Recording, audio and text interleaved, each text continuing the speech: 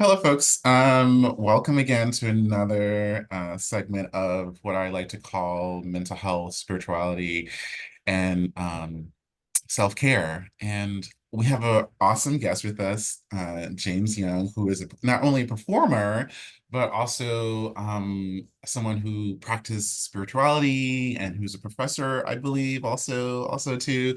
And so there's a whole rich of plethora of information that James is going to share with us today. And I want to take this time to sort of emphasize how important it is for me to meet with people who are practicing what they're the how they're living, practicing what they saying, meditating, and I've invited James to be part of All Wise Transformation Conversation in this segment. Um, James, do you want to say a little bit about yourself, or sort of what's going on for you right now, and any new projects that you're working on, any new adventures?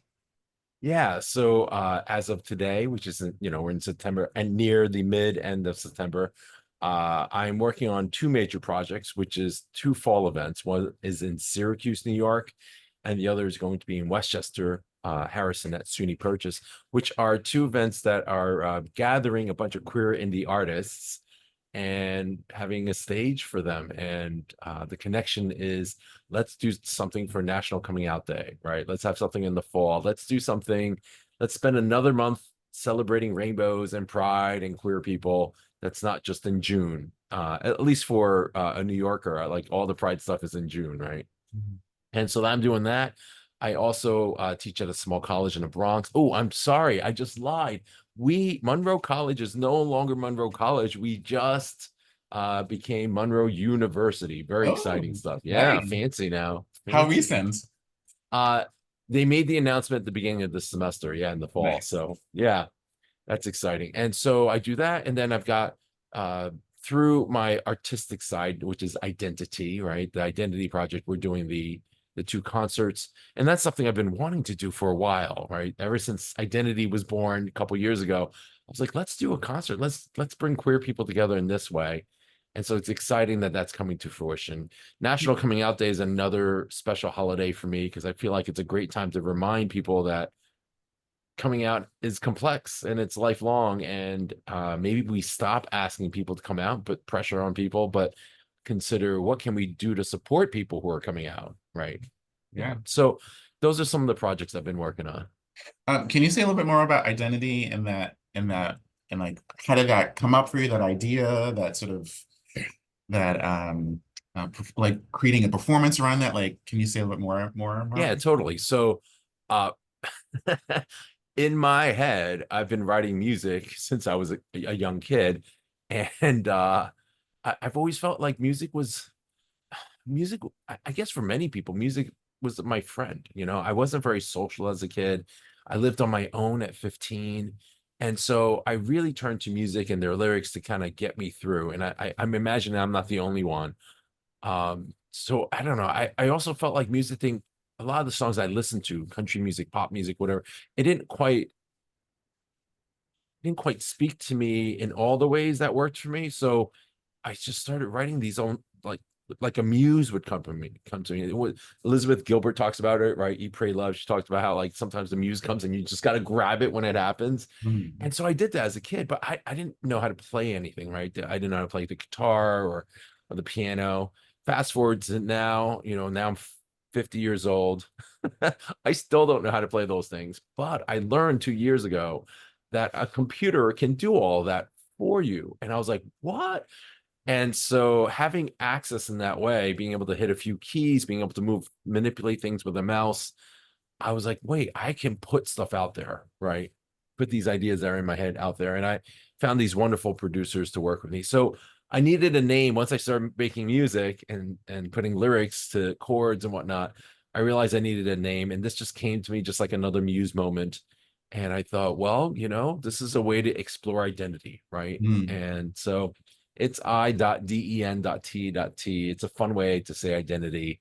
Um, and yeah, the idea is that identity is something that is, I think for most folks, right? The idea of identity is like you have an identity and that's it, right? Like, um, but it's not static, right? I mean, at 48 years old, I went to a concert with my partner and we looked at each other going, I can do that. He was like, yeah, you can do that. Let's make this happen. Let's figure it out. Let's, with MacBook or whatever. And it was very exciting to just to figure out that we could do that. And I think if I were to stay in this identity of you're a professor or you're whatever, I think that's for me would be problematic. It would be boxing me in. It's not coming from within, it's coming from outside and holding me in. And as a queer person, as a person who I think of myself as a spiritual person, we can't block in the spirit, right? Like that's not how spirit works. And so, yeah, so that's what I've been working on in the last couple of years, and that's how identity was formed. In addition to that, it gives me a platform to talk about queer stuff, which I'm very excited to do. For example, our most recent song is called Or, Aure. The letters stand for ancient, universal, radiant, and eternal. This Ooh, song, look at you that. this song came about because I don't know if you've heard this or if your listeners have heard this, but I've been hearing stuff like, oh, queerness, LGBTQI pronouns, it's a new thing, right? Mm, It's a mm, Gen Z thing, it's an yeah, alpha generation thing, yeah, it's a white people thing, right? yeah, It's an American thing. We don't have that in our country or yeah. whatever, right? Mm, And I don't know, I did like a 5-second Google search and I was like, oh, there's these people and these people, like we've been here forever. So I wrote the song labeled AURE, but essentially the chorus is we are ancient mhm, because we've always been here before colonization and we've mhm, still been here. We're mhm, universal. We're mhm, all over the planet. mhm. We're radiant because who we are comes from within. It's not someone telling us that we're right. Like most queer people don't live in a world where they're taught to be queer. In fact, it's the opposite. And so I think that's something beautiful about like being queer to me is it's about my spiritual. It's about being able to radiate from the inside out and show the world who we are. And then of course, in 2024, we have over 500 plus anti-LGBT bills in circulation right now. And my message to the world is we're eternal. You might destroy this person, you might hurt this person, not you, obviously, Yeah, yeah, but yeah, we ain't going nowhere. We're not yeah, going anywhere because if yeah. we're going, there's another generation. We're like, we're natural. We're not going to just go away, right? You cut down a tree, something else is going to grow up, right? Mm. Yeah.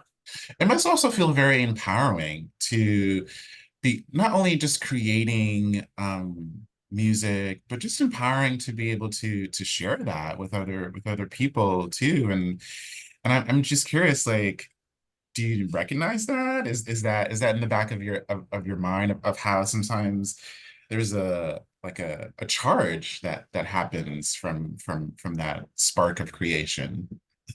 Yeah. From the start of an idea to jotting it down on my phone or in a notepad or whatever to meet, to putting it together, to creating a demo, to meeting with the producers, to then I have a small team, a small and mighty team of we call ourselves the I.Den.T Project.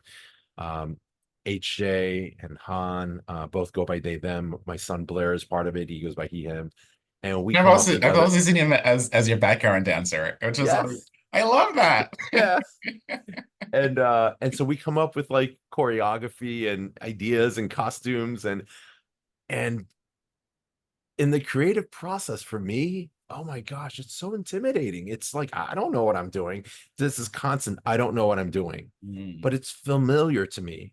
I mm, don't know if it's familiar to you, but I feel mm. like it's familiar to me. When I studied counseling and used to do counseling, I remember sitting across from a client going, "Ah, well, God, what do I do?" I mean, I know, I read, Yeah. I learned, I did the intern, but what do I do as a professor? I don't know what I'm doing constantly, and I feel like in this art form it's amplified because art there is no right. I mean, I guess not, there's never really the right answer, but in art it's a little messy, a little messier. And so I'm always talking to my team going, but is this what we should do? And then I have to correct myself going, hmm, what feels right, because it's not about Ooh, should, it's about does it yeah, feel right. yeah, And so when it ends up landing on the audience, which is what your question was. Oh my gosh, I forget what it's like. You know what I mean? Like yeah. I tend to follow that idea that I'm so small. Mm, I don't have an impact, right? I have mm. that false idea.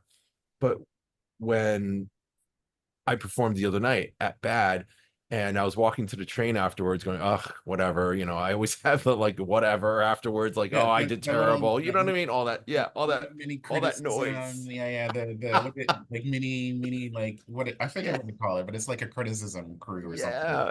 yeah, yeah. Did you see The Strange Loop, by the way?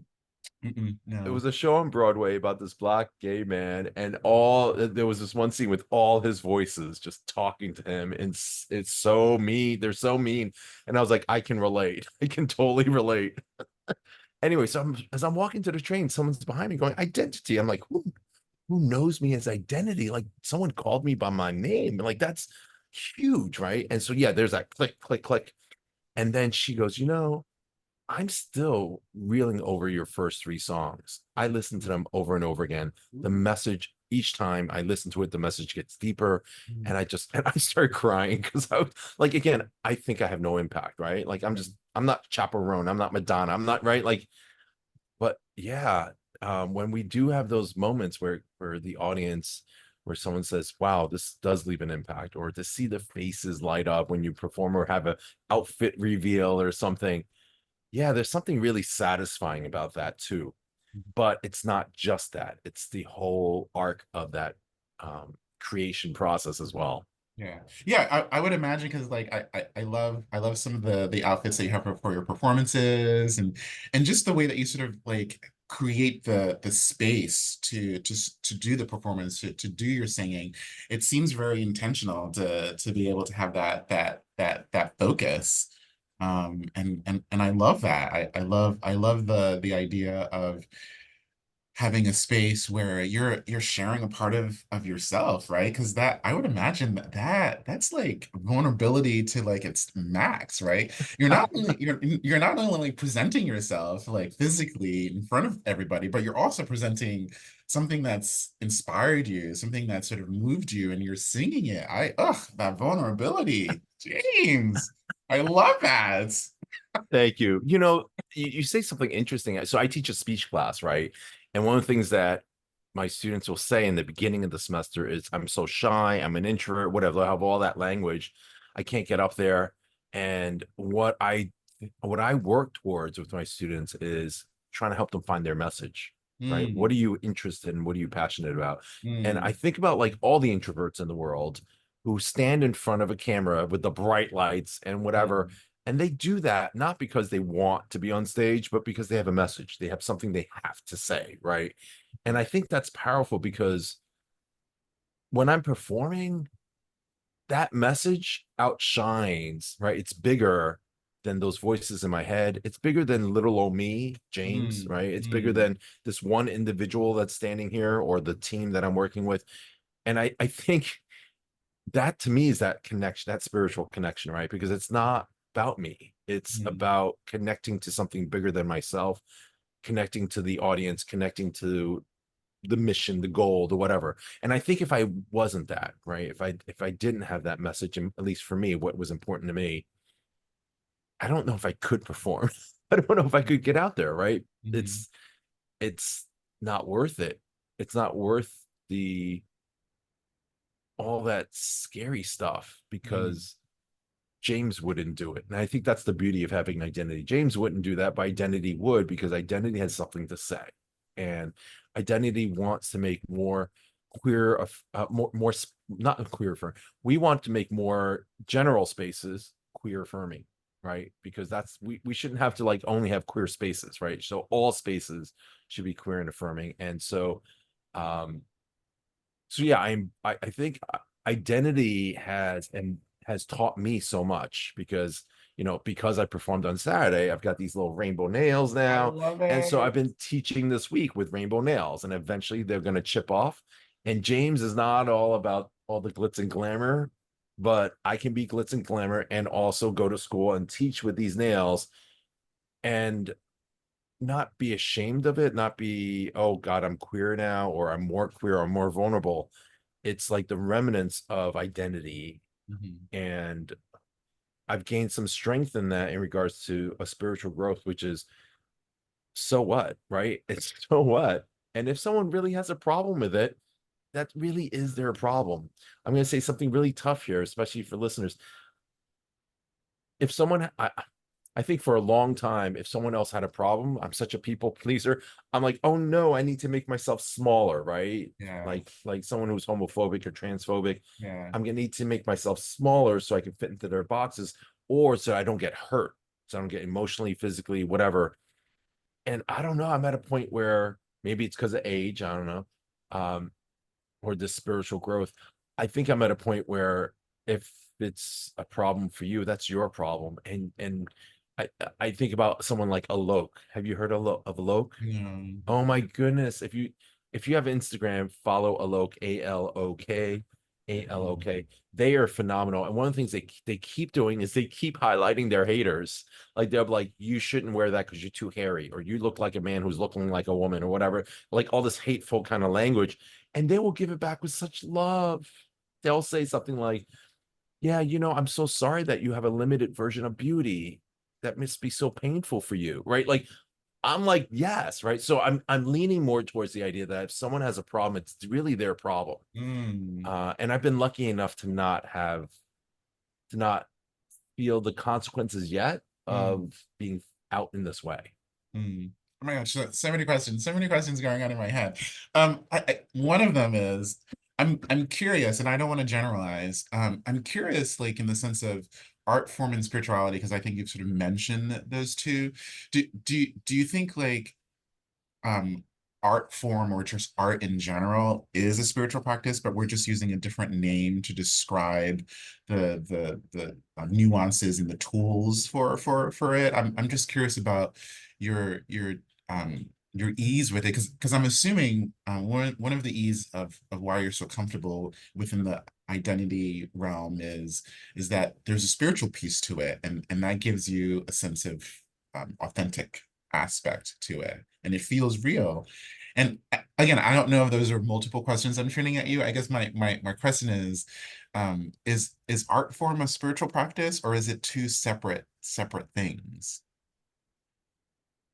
It's a great question. I think if I were to speak from the I would say yes. Mm, I th- I think art, religion, or any other spiritual practice, like spiritual practices, can be used as a weapon, right? mm, Or it can be used mm, as a tool, right? So, I was raised Catholic, so I know for me at least, I know some of my spiritual leaders as a young person, spirituality was used, religion was used as a weapon, right? mm, To mm, box people in versus wake people up.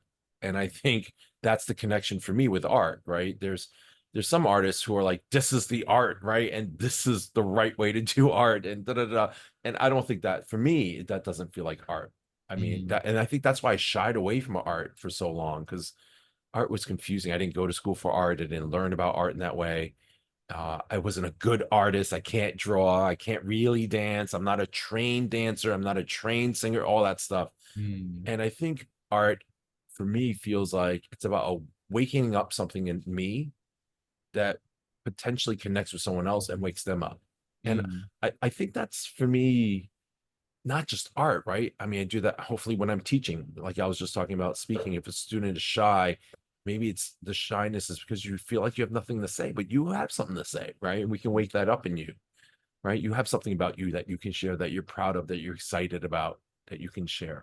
That's mm, important, right? mm, Um, so yeah, I feel like I've been lucky enough to find art as a tool for spirituality, to find education as a tool for that, to find chance to meet with you as a chance to develop and connect with you, connect with the listener that's watching this, the viewers, whatever their names are.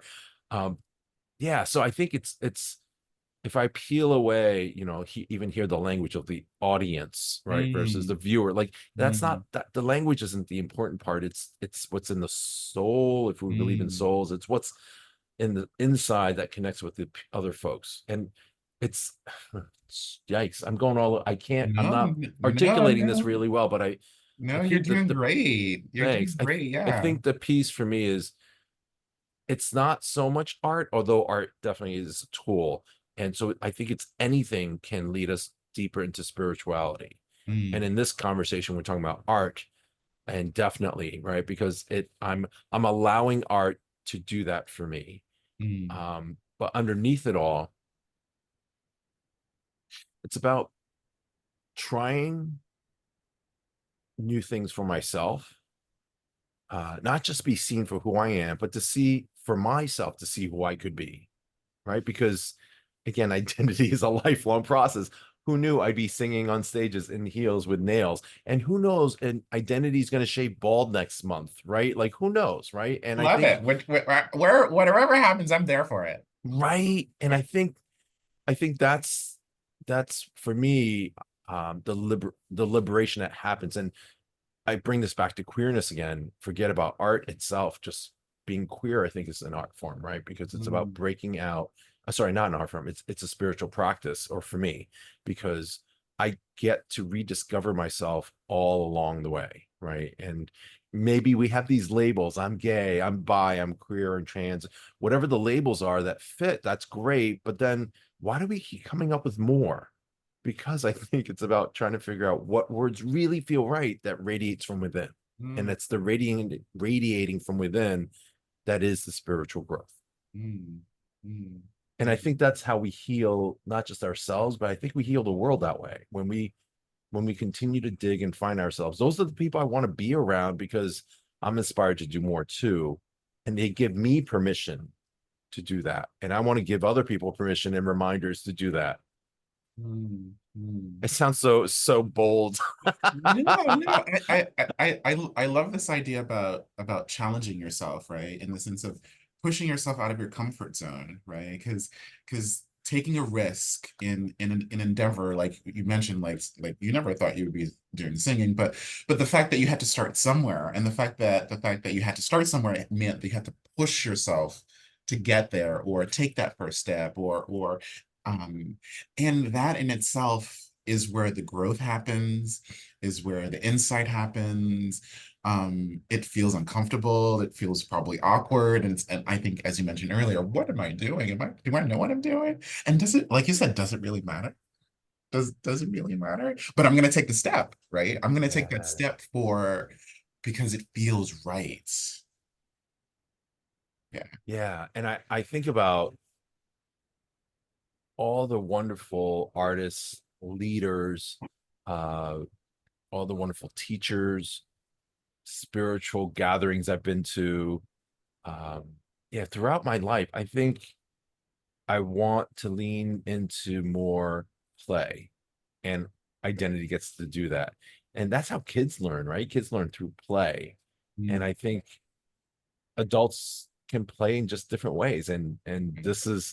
this is a wonderful way to play. And I also discovered something else recently, if I could share with y'all. Yes, please. I discovered Zentangles. Have you heard about this? I've heard bits and pieces. I'm familiar with the art form. But yeah, share. Yeah, I've actually haven't done enough work. And this is where I think the leaning into art or leaning into new things can be a little dangerous for me, because I can culturally appropriate probably in a way that feels not so good. But I feel like, to try something new, if I'm going to braid my hair, right? If I'm going to whatever, like I might step on some toes a little bit, but I'm learning to take a risk in a way that feels, I hope, respectful to other people and other cultures as well. Mm, And so I discovered Zentangle, which is just taking a piece of paper and starting to do these shapes or whatever. And what I'm learning is, when I start with a piece of paper that's blank and I start drawing, it's intimidating as heck. It's new. And I think about that phrase I've been playing with lately, which is, it's not hard, it's just new, right? And mm, every one of these I'm about to show you started with that feeling. It's, oh my God, what am I doing? And mm. then I keep pushing through. I just keep at it. And that's the other Yeah, thing I'm learning is, I don't know if it's grit, perseverance, or just letting myself just be in the mm, uncomfortability. yeah. And there's so much that, because it takes, I don't know, maybe an hour to make each one of these. Mm, There's a lot of uncomfortability that goes, what is happening? Is this going to look okay? And it's funny because it's not like I'm showing these to a class or anything. It's not like I'm hanging these, but I've got all these voices. Oh, is it going to look okay? Is it going to look stupid? Da, da, da. Do you even know what you're doing? all those voices. And I think for me, spirituality is learning to hear those voices, to feel the uncomfortability, and just go anyway, right? And be brave. So here And they I are. Oh, yeah, go ahead. no, because I was gonna say, because that's a level of kindness with yourself that I think some people might be very uncomfortable with being that kind with themselves. And that's huge, I feel. I feel Thank like you. I'm always trying to practice, as you mentioned, how and I don't necessarily say this out loud, but like, how can I be kind with myself today, right? Like, I'm not having a good day. Like, okay, I'm not having a good day. Let's just accept that, right? I don't have to fight it. I don't have to like try to change it. I don't have to like run away from it. It's just okay, I'm gonna ease into that. And I love that idea about being kind with yourself through that practice. Thank you for that. That's a beautiful gem. I'm going to hold on to that a little bit today and play with the idea of how to be kind to myself. And I hadn't considered that as being kind, but yeah, I think of this more as a practice, and maybe it's a practice of kindness. Yeah. Yeah, Next time I do this, I'm going to, as I'm doing it, I'm going to hear the voices. I'm going to say, how can I be kind to myself here? What is this voice saying? Yeah. yeah, And yeah. how can I even be kind to that voice that's yelling? Right? Right, What is it? Why is it yelling? Right? right. If I were kinder to it, what would happen? Yeah, yeah. You want to see them? Yes, I please. have a few. Let's Aw. see. Oh, nice. Nice. And And again, how long do they usually take you? I would say about an hour, maybe half an hour. Hmm. It's a lot quicker. I actually never timed it, so I don't know. But it Hmm. starts with just an I like that one. idea. That's a nice one. I Thank like you. that one.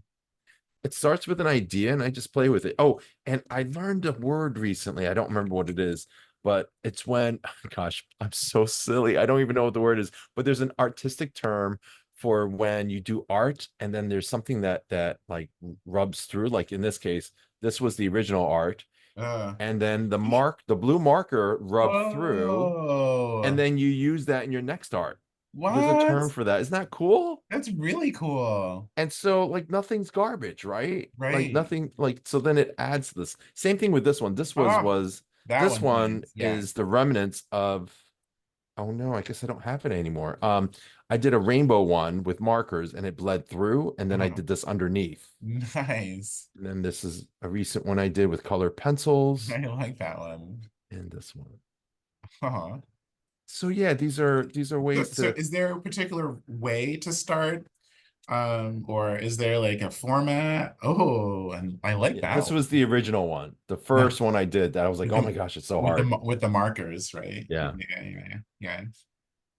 Um, I saw a pattern, that weave pattern that I liked, and it said just to make a bunch of dots, right? And then you connect the dots essentially. Mhm. And I remember the first one I was doing, I thought, oh my gosh, this is never gonna look right. This is not gonna look like that. And again, talk about comparing to others, right? Comparing myself to what I see in front of me, which I always thought my job was in art was to replicate, do what they did. And I'm learning that it's not about that. Yeah. And especially in these Zentangles, it's about going with the flow, feeling it, and then noticing what happens. Just notice. I don't have to judge it. I don't have to yell at myself for beating myself up in my head. Just Mhm. notice.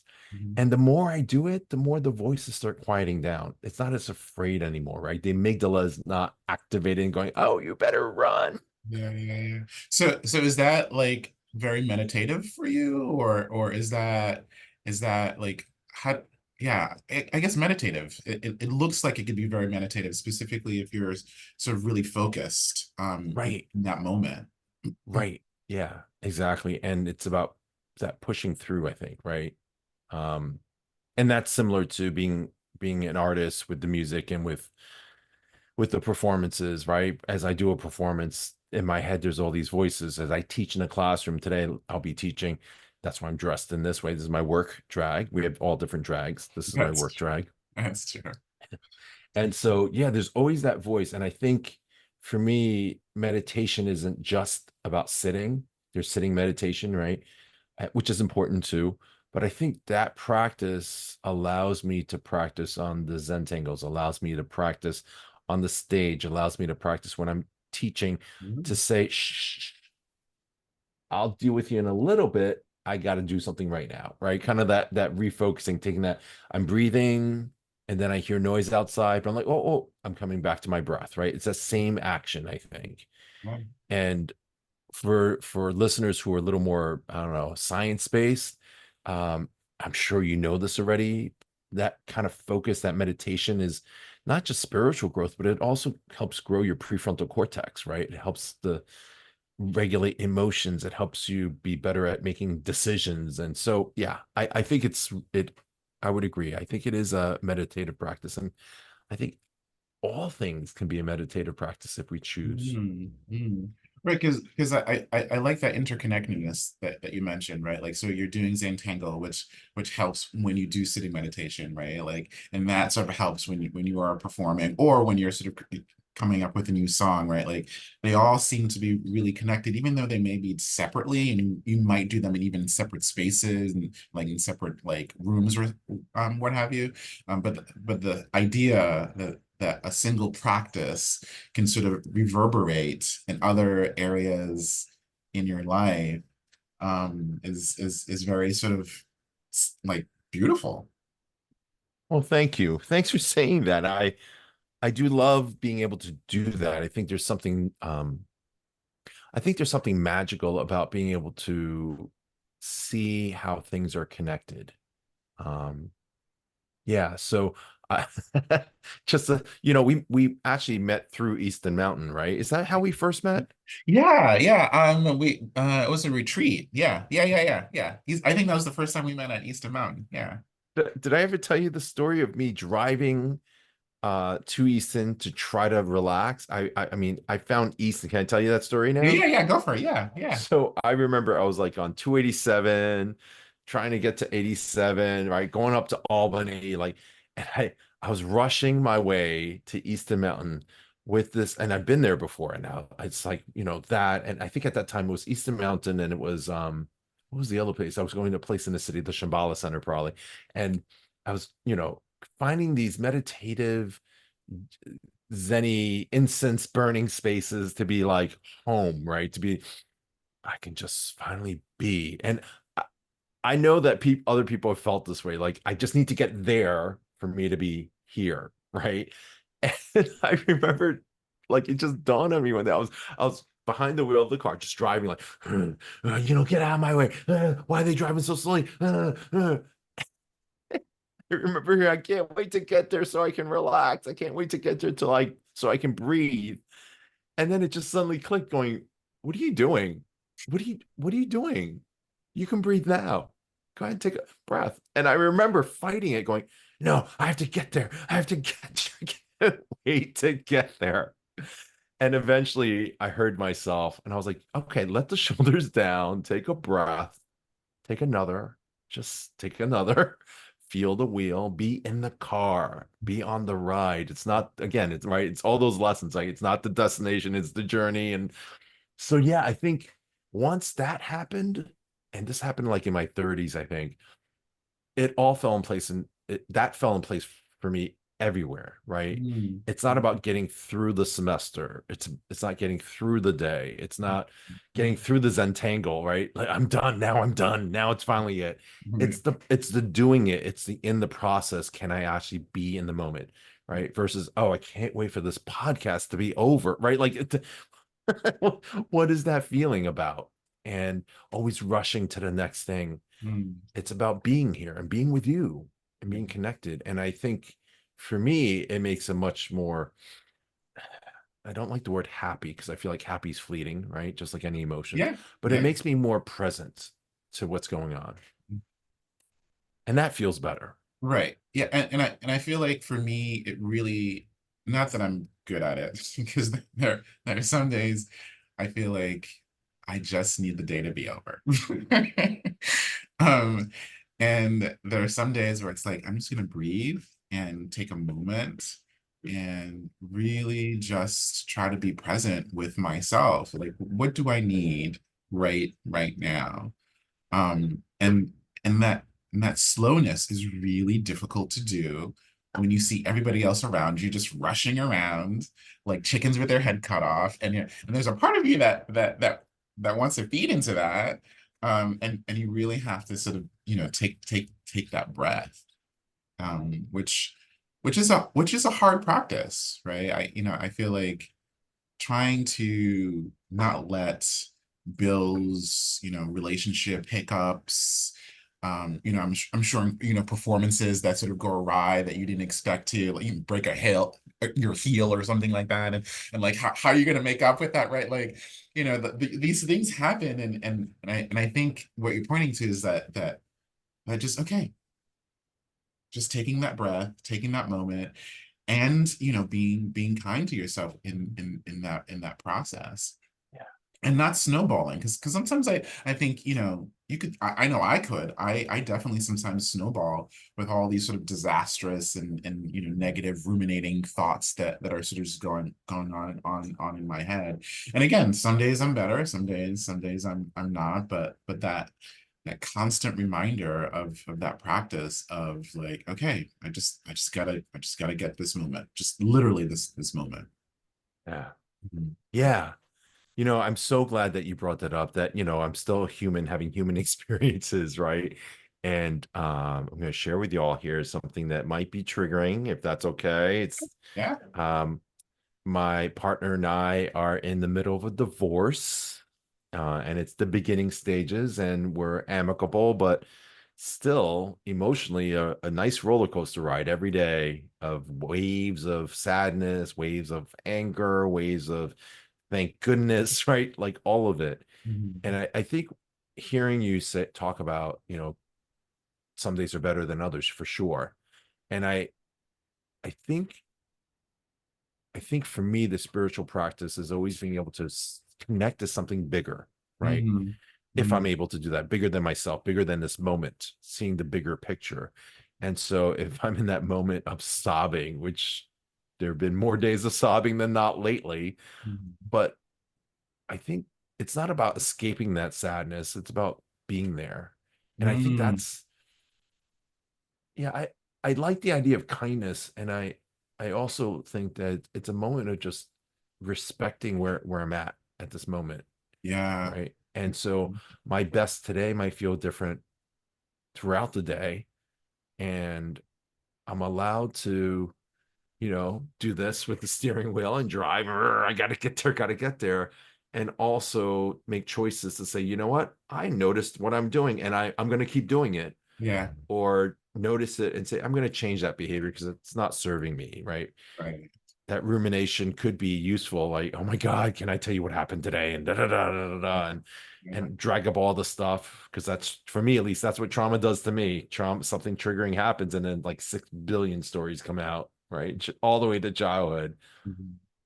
And sometimes it feels good to do that. Sometimes it feels good to eat a bunch of Doritos and cake. And then and having some idea that I'm doing that and knowing the consequences that comes from that. Well, yeah, I did that. Or okay, maybe I'm going to cut it off after one bag of Doritos. Right? Whatever, right? I get Yeah. to decide. Mhm. And I think Yeah. that's the beauty of having a spiritual um existence inside a human body, right? That we get to notice what the human body does, whatever it is, but then also be able to observe it and enjoy, is that the right word? I don't know if that feels right, but enjoy even the sadness, right? Enjoy even those hard times, kind of laugh at it, see the bigger picture if we can. Mhm. Mhm. Yeah. I'm curious. Do you feel like in your spiritual practice, or possibly in performing, any, and again, this, to your comfort level, any dark sides to some of the ego aspect of I'm really good. Look at all these people who are here for me. Please don't take this as me calling you out or throwing shade or anything like that. But I'm just curious about, because I feel like, to for the most part, we talk about spirituality or having a practice in the pure sense, in like the neat sense, and sort of like this really sort of well kept way. But I also feel like a spiritual practice or having an art form can bring some dark sides, can bring some demons that pops up. And again, to your comfort level, like how do you manage that, or when that does happen, like what is your coping mechanisms to get through that, again, to your comfort level? Yeah. So there's mostly the ego is what's wrong with you, right? That's, I mean, I think that's my go-to is what's wrong with you, meaning me. Uh, yeah, always. And I have so much gratitude. I notice so much gratitude for others who are listening, who are applauding, who are excited. Um, the people who work with me, my performers, my team, whatever. I have so much gratitude for them. Um, and I think part of that is because part of the ego is who are you, right? Why would you like? Why would anyone want to work with you? Why would anyone want to download your song, right? Like that's the tape that plays out for me. Um, every now and then I get that hubris of like, oh, look how good I am. Um, but I think the other one's more, the other one's stronger. I think, yeah, I can. Okay, so I have ideas that perhaps if I stick with it long enough, maybe maybe I'll be at a stadium. I don't know.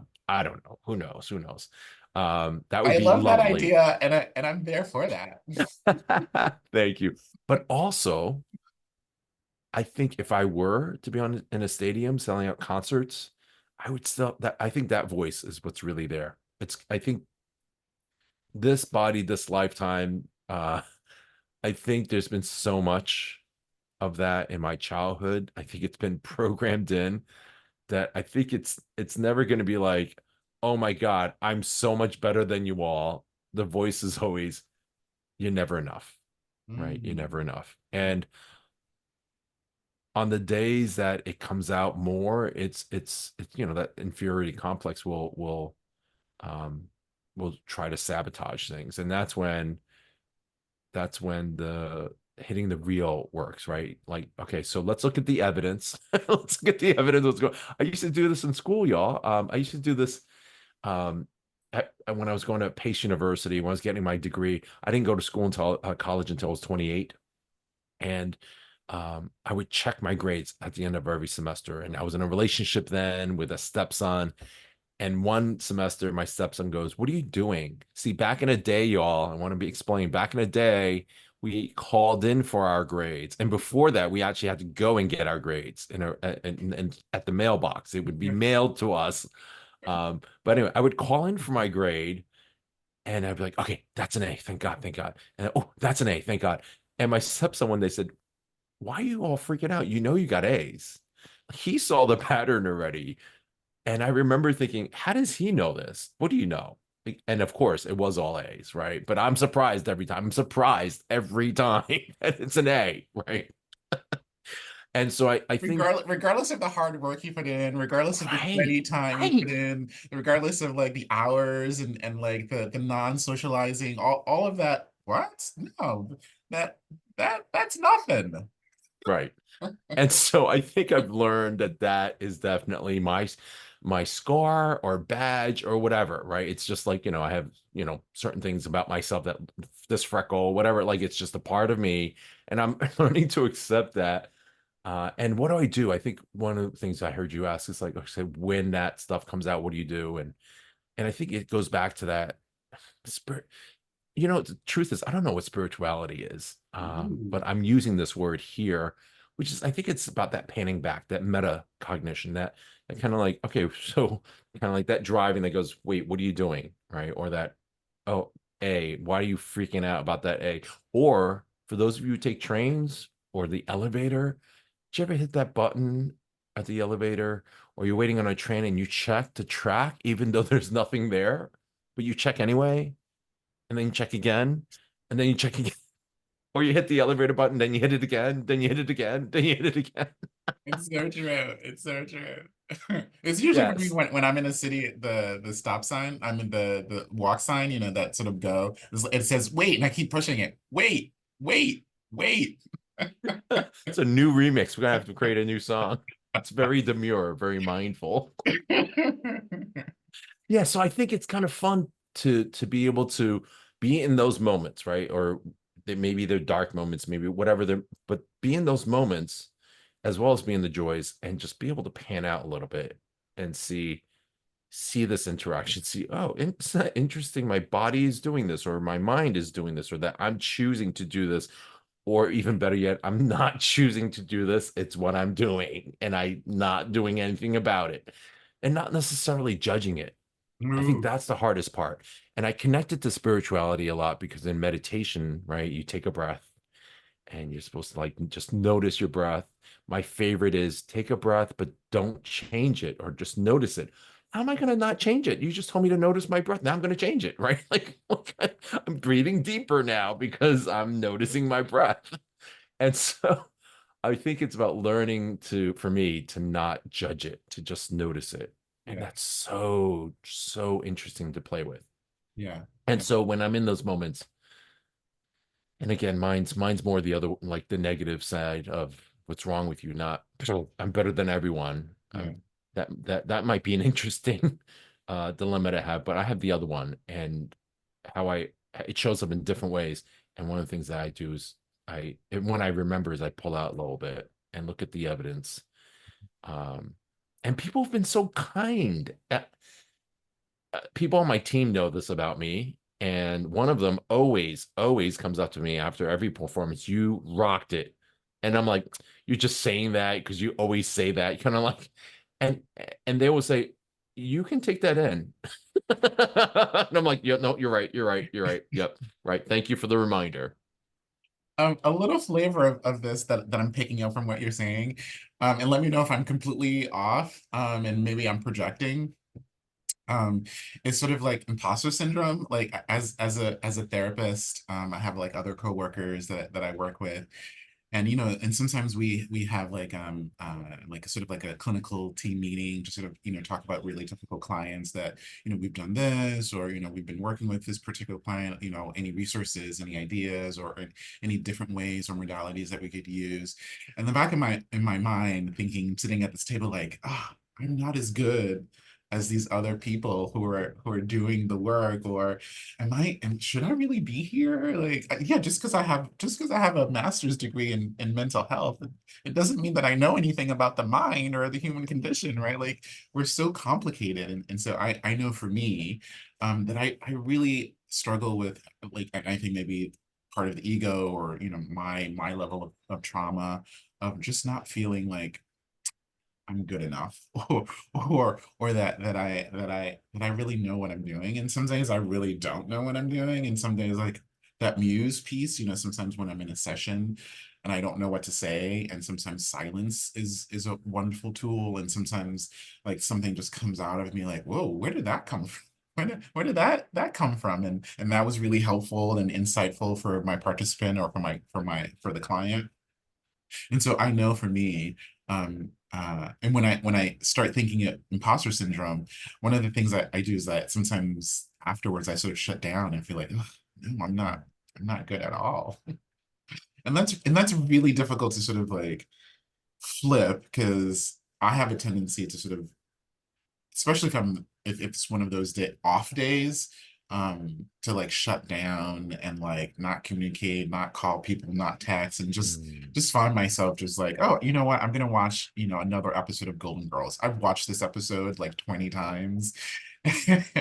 And being able to sort of take a step back and be like, you know what, I'm not competing with anybody, and I really struggle being able to be kind with myself, specifically when it comes to this imposter syndrome, aspect of like, oof, maybe I don't know. Maybe I should take a step back. Maybe I should do something different. Maybe I should do gardening. I love that. Thank you for sharing that. Yeah, I think the imposter syndrome is definitely, that I remember that term was like more popularized, or at least for me. And I was like, oh yeah, that's yeah, yeah. And I appreciate what you're sharing in regards to that vulnerability, right? If I'm sitting with a client in a meeting or whatever. And I think the beauty of being an artist, that's at least for me, that's newish for me. It's like, to me, this is still new. It's only been 2 years. Mm, Um, I'm like, yeah, I don't know. Like, yes, I know I don't know. You know what I mean? It's not like, so when I'm on stage, I'm like, no, I'm not. This isn't imposter syndrome. I'm actually am pretending. I'm totally just up here, and I think there's something, I don't know. I guess if I were to look at identity separately, right, objectively, I would say identity is pretty brave in that way. That it's um identity is able to act in a way that James wouldn't have acted, right? Which is Mm. that just let's try, let's see, right? It's kind of it does it was like Gestalt therapy, whatever. There's different modalities, one of which is like, let's try, let's just see what would happen. And identity is willing to do that, right? When I'm in an identity mode, when I'm looking to perform, when I'm looking to write a song, well, let's try, let's see what that button does, right? Like it's playing, it's I, playing, I'm, and I'm I'm curious if identity and James identify spirituality differently. hmm, Do they describe it differently from a different lens? I'm just curious.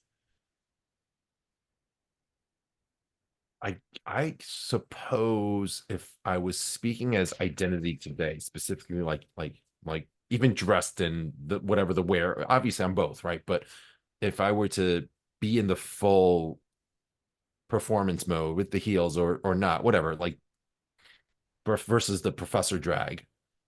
I feel like Wonder Woman. I need to spin around a few I times to get love there. I love that. And sometimes you do in your performances too. And I think about that. I was like, oh, that's a very Wonder Woman thing to do. I think about how I guess I'm trying to put that hat on for a second, or that dress on, and consider. I guess identity just is, right. Identity is performing, and James is that voice almost. And so Yeah. identity is like, I'm here for it. I'm here to connect with you. I'm here to make queer spaces. Identity is a queero. Like identity is like, let's do this.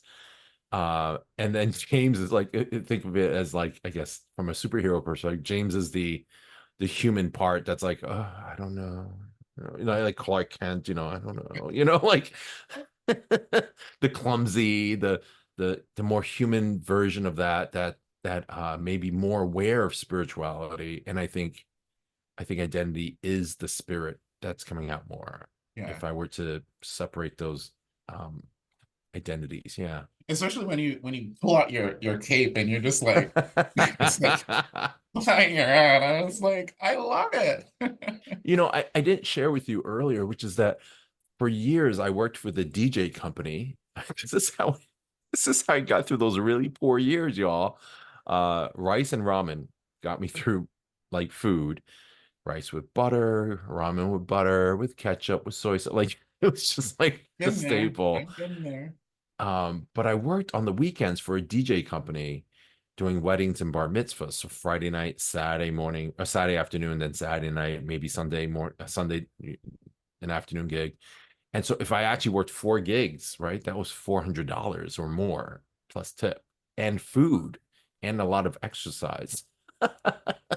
And because my job was to dance, my job was to get the kids or get grandma up or and get them moving and stuff and essentially radiate that joy. And I think I hadn't really thought about this in a while, but I think identity is tapping into that kind of vibe that Mm, I'm mm, it's not just radiating joy and excitement here, but it's also trying to connect with people, right? mm, Connect mm, that to other people, like spread it and share it with mm, anyone who's open to that.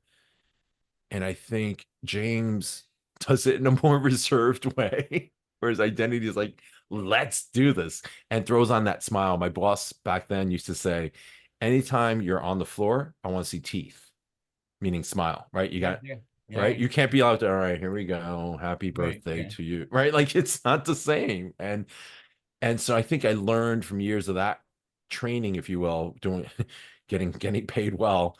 Um, yeah, just to be in that space of joy, kind of like downloading that, right? Or uploading, or however you want to think about it, Mm, and connecting to that and then connecting it to the audience. And I think that's the connection that identity is always in. It's always this uh, I worked with someone once who said, like, like imagine the chakras and all that, and the crown chakra and the root chakra, and the crown chakra goes all the way up and reaches up to the universe and connects with the universe, and let that bring download bringing stuff down, and let your root chakra go all the way down into the ground and grow into the roots, go into the earth, and let it upload some things and then let the download and upload intermingle within your soul, you know. And I think without using all that kind of language, I think that's what identity does, right? Like it's this Mm, connection to something mm, bigger than self that's not tangible to the audience, right, right? And back and forth. right. I love that imagery. Very sort of like, yeah, sort of like a very give and flow, like that flowing up and flowing down. Very yin and yang kind of. Yeah. Yeah. And the other thing I'm thinking about with that is identity is the vessel then, right? When I'm performing there, I'm the vessel that's doing that. And I would say that probably plays over to James. Like most of what I do lately is I try to be the vessel for the flow. Do you know the flow?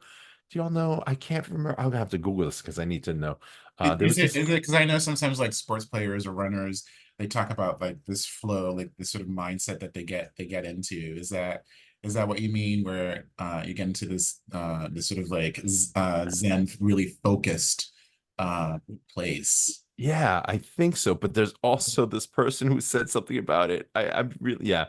I'm sorry. So this is part Yeah, of yeah, this is yeah, part of what I do, which is yeah. I I love get it. curious. Do it. Do it. Um, oh, here it is. Is it Mahali? Mahali. Yeah, so Mahali, I cannot say that last name. I'm gonna put it How in do you the spell it? chat. How do you spell it? Oh, I'll give it to you in the chat. Yeah. Okay. It's a nice long name. But yeah, there's this person who talked about flow a long time ago. Uh, did I do it? I gave you a web link Yeah, somehow. you gave me I don't know the what I web did. link. Yeah. Did I give you? I Yeah, gave you give web me the Zoom web. link. Yeah, the web link. I'm sorry to interrupt this. No, Yeah, no. Mahali Mahali. Anyway, he talks about this idea of flow. This it's a psychological concept, this focused mental state conducive to productivity. And it's like when you're in the flow, you just, and I guess when you're talking about the sports folks you just mentioned, yeah, it's kind of like that. Or like you were talking about, like with your clients, the muse gets you and you're saying or responding, or you decide to use a particular intervention or silence or whatever because it feels right in that flow and it makes Mm, sense and it mm, works. mm. It's like this intuit kind of feel too. Right, right.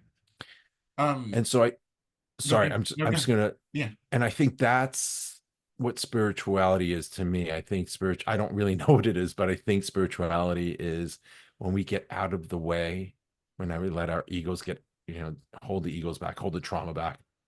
That try again, not hold it back.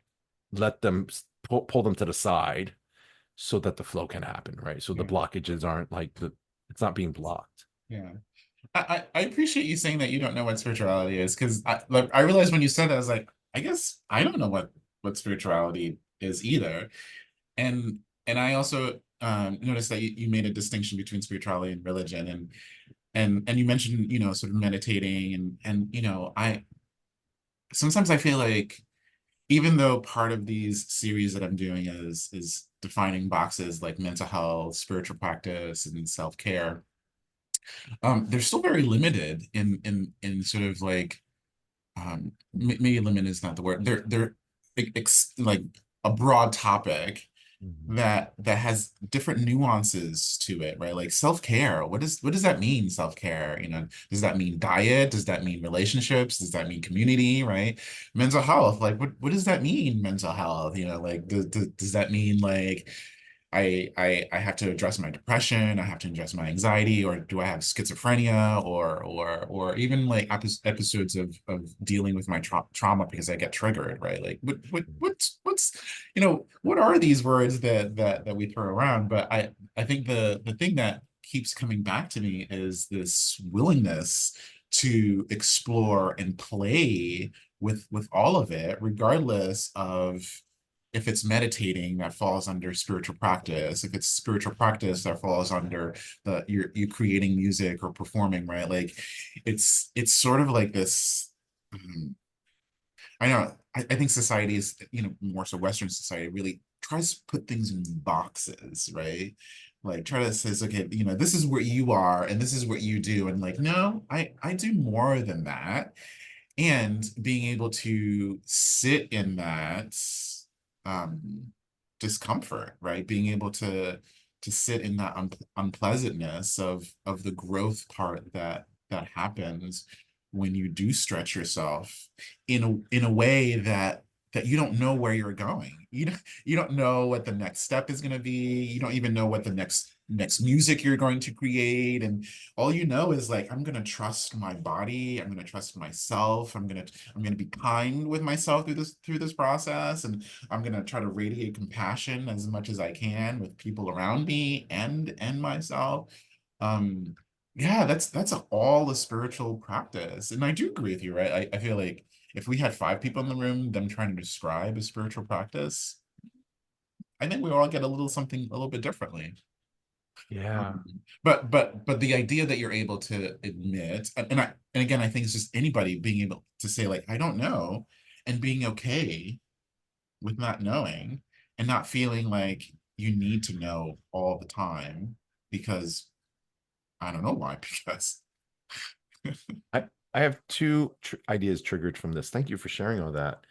One is, isn't it fantabulous to be queer or part of the LGBT community or any group that's been marginalized in some way by society? Because what we have to do or to survive or to thrive is to find ourselves, right? In a world that doesn't tell us who we are. I feel like that's a, please forgive me. I hope I don't get canceled. This is almost sounding like the folks who are saying that slavery and helped those who were enslaved. Have you heard about this? Like with I've heard rumors textbooks, about yeah, I've heard rumors about people that. trying to put that in textbooks. It's so scary. It's so scary. But that is not exactly what I'm saying. What I'm saying is if I live in a world that's not designed for me, right? Because of repression, because of whatever, as a person of color or as a queer person, I think in some ways there's a gift for me. I see it as a gift that I get to discover that. I get to figure that out.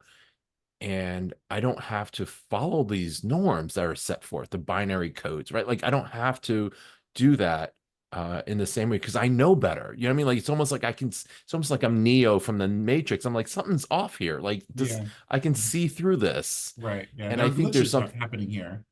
right. And I feel like that's something powerful in regards to spiritual development for me. It's learning to see the boxes, but also be able to see through them too.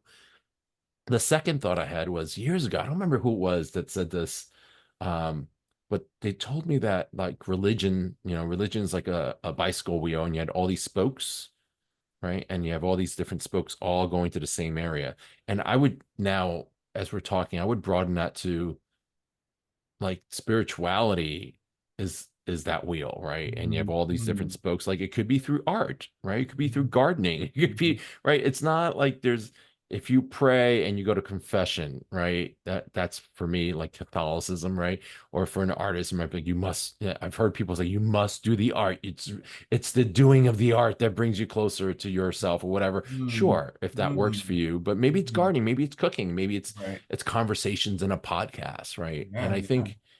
I think there are many spokes, and I love that we all get to play and explore wherever that works for us, and to keep playing even if it feels uncomfortable, or learn that learn that little space of maybe I want to switch gears. Maybe it's do therapy, and you said earlier maybe I should be gardening. Maybe it's both, or maybe it's coming to that place of saying, oh, you know what? Maybe I'm done with therapy.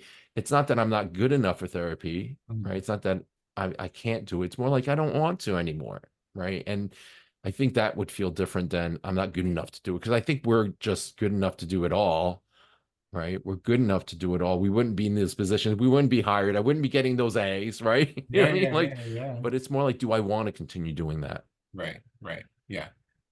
Yeah, that commitment piece to it, right? Yeah. Yeah, and that commitment and the wanting, right? Like, do I want to, like coming back to why did I start this? And I do this all the time with identity.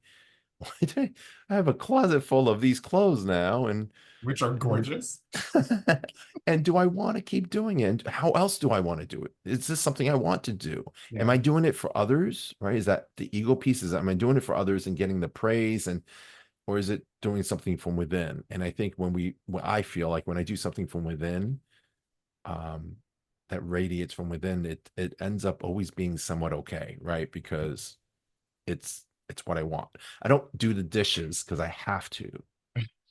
I really don't. I really don't. And I learned this in CBT, cognitive behavior therapy, right? Which is I do the dishes because I could do it and I want to because I don't want the dishes in the sink. Like it's Right, gross. And then right, there may be bugs. So right, I choose to do it, which feels different than I should do it, right? Should is not the same. We right. shouldn't should on ourselves. It's gross, Yeah, yeah, right? yeah. And I think there's a level of to that too. It's like um being okay with the consequences, right? Like, so if I don't do the dishes, right, like, yeah, it's gonna pile up. It's probably gonna start stinking, and stuff are gonna start growing in there, right? Like, I could choose not to do that, but am I gonna be able to tolerate the consequences of me not being able of me choosing not to do that, right? Which I think for me throws the a different dynamic into it. Right. Um, I'm empowered that way to say, yeah, I'm just gonna leave my stuff around for the mhm. day or the Yeah, week or whatever. yeah, And then there comes a time where it's like, okay, for me at least, it's like, it's time to clean. I don't like this anymore. yeah, Versus I have to do it, right, right? Because it's someone else might see it as bad. right, right. Yeah. Um, we are going to start wrapping up, but I do want to say, like, to ending with that is that, I've worked in the prison system, and I've worked with individuals with, severe addiction, and it always comes down to this idea about, like, the process of change is really difficult, and it's scary and unknowable. But again, I think that's where the growth happens. And it's like this idea about that sometimes I don't know if I could live in that life, right? Like, I don't know if I could be sober. I don't know if I could live, if I could, once I'm released from incarceration, if I could do back in my community, right? It's always sort of like this fear of not having the skills and fearing the consequences. Sometimes it's easier just to be complacent with how things are, and I just want to say thank you for the art and the beauty that you give to the world. The fact that you teach, because I used to teach, and I know the level of preparedness and the things that you need to do and do your artwork. So thank you so much for putting your passion and your love and your light out there, because I think that's important. And I think sometimes your performances are really like social activism, like in a very beautiful rainbow cape kind of way, which I love. So I usually like ending, unless you have anything else you want to add. No, I so appreciate this conversation. And a few takeaways for me is to consider identity is something that I chose to do. Very scared, don't know what's on the other end, and then chose to do it and had support. And I think that was important for me to have support, to have people I could talk to have people to bounce out ideas off of, um, and people that are supportive in that way. And now I'm throwing two concerts in a couple of weeks. Like who knew? Who knew? Um, but I also like what you just said, just reminded me of there are times like this divorce, things that might be thrust upon me, not that I'm choosing it, right? But Right, things like happen, like right, losing a job or whatever, right, and right. those are harder. Those are harder to be like, Yeah, I'm just going to choose to look at the bigger picture here, yeah, right? yeah, And yeah, and I appreciate how scary that is currently for me, as well as how it can be scary for others in those moments. And I rely back on some of the same lessons, right? Which is, okay, we're gonna figure this out. We're gonna play. We're gonna explore, even if it means exploring with the tears and yeah, exploring with the scaredness. And the other thing I'm gonna leave with is playing with this kindness, being kind to self. So thank you for that. Those are beautiful gifts. yeah. So for folks who want more of identity, I'm gonna leave Twitter information. I'm gonna leave Facebook information, YouTube information, and Spotify information down in the comments information below. All information for folks who want to know more about identity or the next performance or where you're gonna be, or just sort of like following you, because you said, you gave a nugget of beautiful information, which I really appreciate you sharing. Well, thank you. Thank you. And I so appreciate being on this podcast. And if you get invited to this podcast, please, please say yes. You're going to have a great time. All right. I'll see ya.